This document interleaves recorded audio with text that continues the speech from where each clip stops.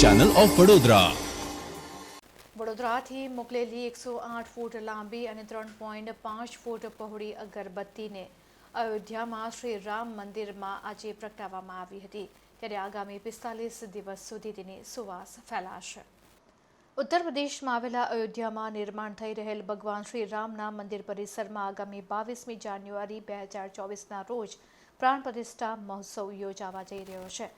ત્યારે સમગ્ર પરિસર સુગંધથી મહેકી ઉઠે તે માટે શહેરના રામ ભક્ત વિહાભાઈ ભરવાડે પંચદ્રવ્યનો ઉપયોગ કરી વડોદરામાં 108 ફૂટ લાંબી અને 3.5 ફૂટ પહોળી ધૂપસળી બનાવી હતી અને ગત 31 ડિસેમ્બરના રોજ વડોદરા ખાતે આવેલા પાંજરાપોળ ગ્રાઉન્ડથી રાજ્યના ગૃહમંત્રી હર્ષ સંઘવી અને મંત્રી પુરુષોત્તમ રૂપાલા, સાંસદ રંજનબેન ભટ્ટ સહિત મોટી સંખ્યામાં ભરવાડ સમાજના આગેવાનો અને હજારો રામ ભક્તોની ઉપસ્થિતિમાં 108 ફૂટ અગરબત્તીનું અયોધ્યા મોકલવા માટે પ્રસ્થાન કરવામાં આવ્યું હતું.